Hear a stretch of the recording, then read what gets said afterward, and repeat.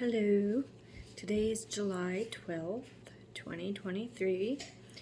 I wanted to come on here today. I have two videos I'm going to be making back to back. This one, I want to start off by telling you some things that's happened in my life to lead me up to this. I have kind of been MIA on doing videos and on my ministry page. I deactivated completely my ministry Facebook because I felt that I wasn't strong enough to lead. And my friend that, died, there's a lot to it. I lost a perfectly good friend, or so I thought was a friend, until God revealed to me the truth. And he died. So I lost two people the same day. They're looking at it as a homicide versus suicide. So I'm not, it still hurts to think about it. The 14th, well, actually in 2 days, it will be a month since it's happened. And so I've really been backing off, trying to figure out what my next move is from God. So I want to tell you that through these storms in our life, there is hope. And there's two things that you can do. You can either run to God when you have problems and get healing and find peace, or you can run away from Him and handle circumstances yourself. See how far that gets you. Not real far. So has the raging, in your life stopped? Think about it through the storms, okay? The winds are strong. It's pouring down rain. You can't see. You're just getting beat down and beat down. Did you call to the Master for the storm to stop and that boat to stop rocking? Or did you just continue to just stand there and wallow in that, trying to handle the storm yourself by the sail, but the sail rips off and you're splashing to and fro through these circumstances in your life, these storms? Through the storms, the raging stops, but it only stops through Jesus Christ. You tried to fill that void with it. You tried filling the voids through alcohol, through drugs, through sex, through becoming a transgender, by being gay, by hurting someone intentionally, by being a sociopath, by murdering. Whatever your situation, porn, that right there, you are searching for a fill of a void that's in your life. That's you trying to fill that void with that object. And all it's going to do is cause more of a raging storm. The reason God does not want us to handle things is because what happens is those drugs eventually take over your life. You go to jail, you lose family, you hurt people, you harm your body, you defile God's temple, you're no longer pure, you're no longer in the right mindset because God does not create feeble-minded people. Okay, you got to think. That is why God says, okay, I'm going to avoid all of these by just you giving it to me. And you're going to have peace. You may not feel like you have peace at that moment, but I'm going to give you peace. Ultimate peace. And the problem right now with the church, and I'm speaking out to all churches, all 7 of them, the problem with every single one of these churches is they are not out preaching and reaching. They want to preach, and that is it. They don't want to do anything more. They're expecting those in the pews just to go out and do it. But is the church itself coming together? Are they willing to accept a drug addict in their pew without sitting there and judging them? Are they willing to accept a child molester in their church? Think about this. Sitting in their pew without pointing fingers at them and putting them down, without condemning them. How many churches are willing to open their doors to anybody and show the love of God and show them how to work through these storms in their life?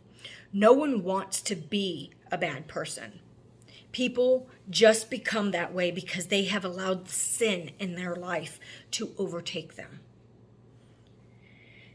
Okay, some people love the chaos. Some people love drama. Some people love sex. Some people love addictions. Doesn't matter what it is. And this all brings me back to the story of Jonah, the raging sea. When you realize your problems can't be solved by you, so you take yourself completely out of the equation and you listen to God. Jonah tried to hit his way and the storms just did not stop. And he knew the only way to do it was for him to get out of that equation. And because of that, God allowed that sturgeon to swallow him so that God could focus on him. All that could have been avoided had he just listened.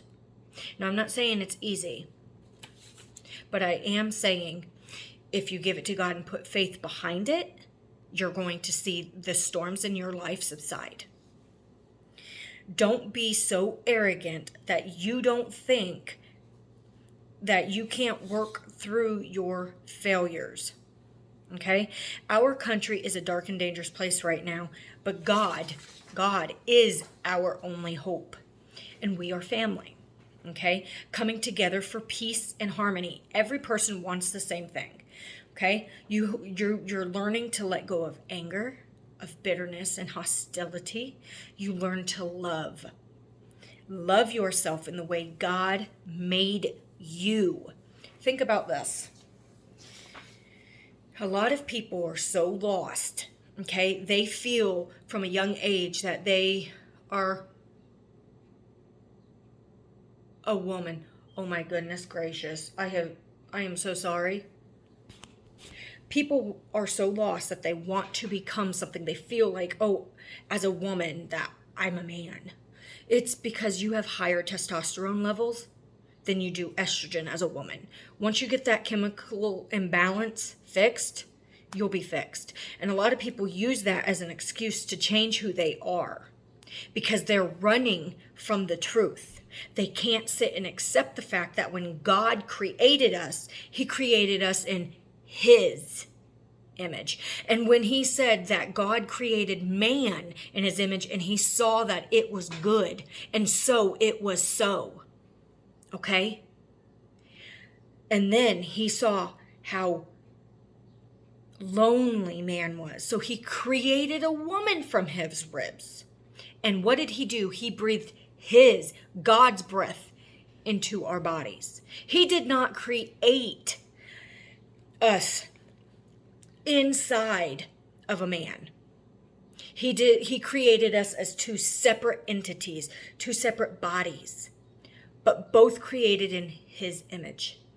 So his image, his picture perfect image of us is perfect. It doesn't matter by your looks, it's your soul. God's not going to sit there and be like, whoa, you wear glasses, you have crooked teeth, you need braces, oh, your skin's peeling, you've got hydrogenitis or whatever you got. God don't look at that. He don't care. He don't care if you're the ugliest person on the planet. Other people might because they're judgmental and they don't show the love of God. And that is a lot of what's wrong with this world. There is no love. I'm not saying to sit there and accept the sin. But I am telling you the only way to get rid of that sin, to help somebody, is to show them love through their sin. Does that make sense? Okay, so God created Adam. And you think about this. An atom, A-T-O-M, comes from cell. So they are connected. So imagine how amazing God is to create man in his image. So our issues don't lie within ourselves. Okay? But what reality are we living in? What truth are you believing? Are you believing your truth? Or are you believing the devil? Because the devil will try anything to destroy your family, causing fighting. So don't fight with your family. Okay? But fight for it. Fight for a cause. Because all this is doing is you are pushing away people from wanting to become a Christian. I have this man I went to school with. He's an awesome friend. Never knew for the longest time, still didn't know that he had a thing for me. He's atheist. Growing up, he was not. Okay? So something along that line switched it. I've been trying to talk to him for a long time, many months about this. And one thing that he put is the problem with the reason why people don't want to believe in God is because you're shoving it down our throats and then condemning us, pointing your fingers instead of trying to understand why we feel the way that we feel. And it all boils down to lack of love. What is it like to show love? Love is not an emotion, okay? Love is God. To be created, to be all in his existence, okay? To be humble, to be kind, to be loving, to be there, to live by the example, okay? To be more like Christ. So I am going to read to you a couple things, all right? And one of the things that I've had to learn is not everybody is your friend, but not everybody is your enemy either. So the hardest thing I ever had to learn was that sometimes you can love someone with your whole heart while they only love you for the moments it suited them or when they felt alone. See, and that's a lot of why friendships aren't working out. Like in my circumstance, it wasn't me, okay? It was the other person. They did not commit to God. They didn't commit to change in their life. So therefore, they flipped it around to try and gain something that I had that they wanted.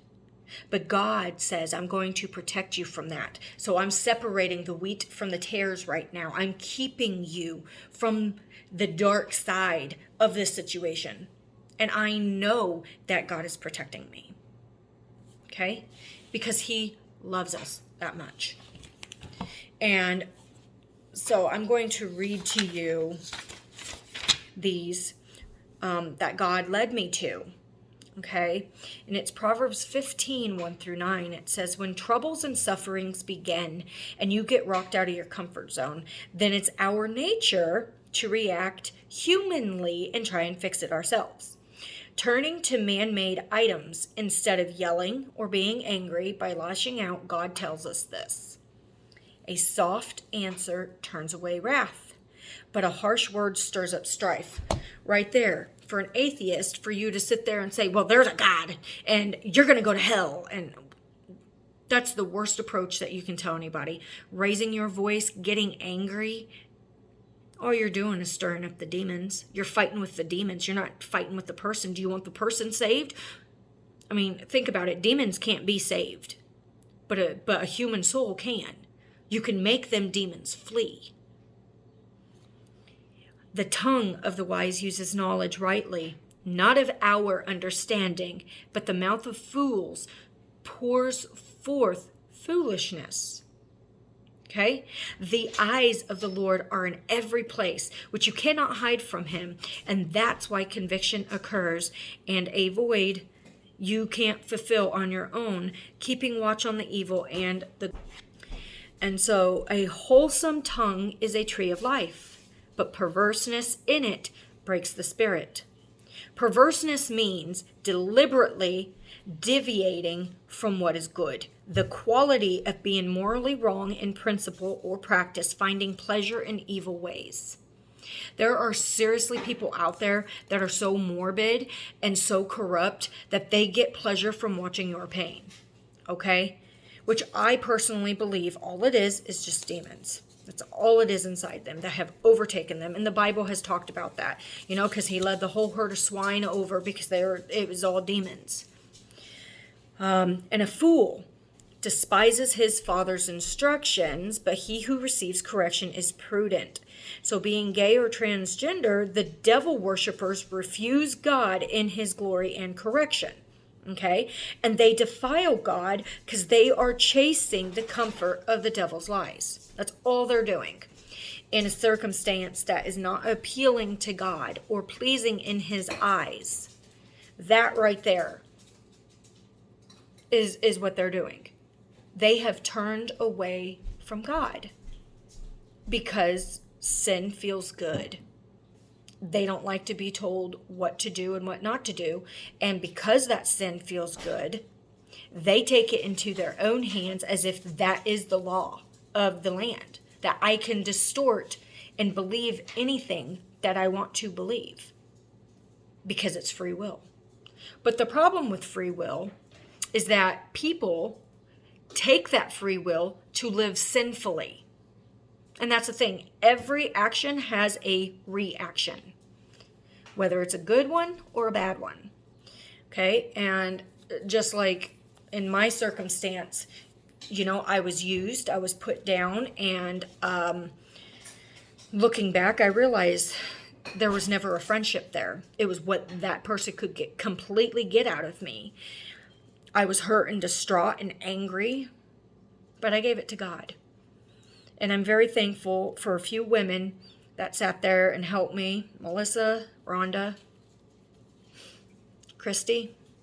I have to say that you women really opened my eyes because God, as they have said, is protecting me from a bigger picture that he does not want me involved in. And when I learned to accept that, that's when I got peace. And the problem with the church is a lot of people aren't out in a circumstance like I have been in, being there for one another, comforting each other with love. Where is the love? People cannot get saved without love. And love is God. The lips of the wise, in the house of righteousness, there is much treasure, but in the revenue of the wicked is treasure. The lips of the wise disperse knowledge, but the heart of the fool does not do so. The sacrifice of the wicked is an abomination to the Lord, but he loves him who follows righteousness. Right? Proverbs 15:23 says, a man has joy by the answer of his mouth, and a word spoken in due season. How good is it? The word spoken by your mouth replying to someone that has been good or bad bring joy. You become content in that moment from the words that you spoke. But also, taking time, God will take over so your words are edifying. Stress is all in the way you react. And I've learned that. God didn't create us to have trials and torment and to just be wallowing in self-pity. That's why he gave us his word. That's why he died on the cross for us, so that we can come to him. Matthew 11:28-30, come to me, all who are weak and weary, and you shall find rest. Though my burden is heavy, my yoke is light. And that's exactly what he means. That's what these scriptures mean. Give it to him. No matter what circumstance. You want to become saved. You want to see people come to Christ, but no one is doing anything about it. It is the church's fault for their lack of love and their lack of commitment going out making a difference. It starts with you. It starts with me. And when you learn to embrace God for all that he is, not all that you want him to be, then that's when you're going to see differences. Okay? So in Job 5:6-7, it says, for affliction does not come from the dust, nor does trouble spring from the ground. Yet man is born to trouble as the sparks fly upward. Now I want you to understand what this means. Really dig deep. God created us from what? The dust of the earth. God created us. Created. Okay? We didn't just come up from the ground. So we are created by God by the dust of the earth. Therefore, God created us perfect in his image. Okay? Sinless and perfect. In perfection is how he created us. Okay? And once sin abound and Satan was loose and chose to bring discord and trouble, sin became fun and trouble came about. That's what that verse means. Okay? And God has taken several people out of my life. Many I didn't understand. Okay? I had a friend, Jennifer, of 17 years. She smoked weed, she was unsaved, and she was tons of drama. Norman, the one that died, 6 years, found out he was connected to the Freemasonry. Mariah, of 16 years, part of a murder investigation, ditched me. So, see, God does things for our protection, and we don't see it. But when you step out and analyze and put yourself in those shoes, your eyes, the blinders come off. You know, you're able to see. It's like me without my glasses, trying to read. I'm not focused. But the minute I put these on, I can see clearly. I don't have to worry about what am I seeing, you know? So God does things for our protection, and I know we don't see it in that moment, but it's truth. And after 10 years of leaving my bio family alone, I connected with my mom again. And I couldn't understand how she just dropped me. It's because I finally got closure, you know? And I found out still to this day, and this was just a few days ago, that my sister posted that she is a witch and she's not going to hell for her witchcraft and her sorcery, and that she doesn't want to be judged, just like a Christian doesn't want to be judged. So blessed be, and things like that. And my biological mom, she just doesn't, she hasn't contacted me. It's only when I contact to try and get a connection. But the thing is, I don't have that desire. I used to have that yearning and that wanting to be accepted. And God protected me because he gave me closure. I got every answer, every single answer that I've been looking for. And now I have a peace over me. Okay? God is protecting me from the spirits of evil. So when we open closed doors from God, we are reliving the past, and God does not bring the past up. Neither should we. So God will protect us if we allow it, and you will get hurt if you don't leave the doors closed. So we all go through a time in our lives where it's difficult and we feel we will never get through it. We feel punished by God. But in Scripture, Job 5, 17, 18, 20 through 22 says this: "Behold, happy is the man whom God corrects. Therefore do not despise the chastening of the Almighty. Don't take it out of God's hands. Accept his plan and understand. For he bruises, but he binds up. He wounds, but his hands made it whole. We will go through trials, but he will heal us and help us through if we trust him. In famine he shall redeem you from death, and in war from the power of the sword. You shall be hidden from the scourge of the tongue, and you shall not be afraid of destruction when it comes.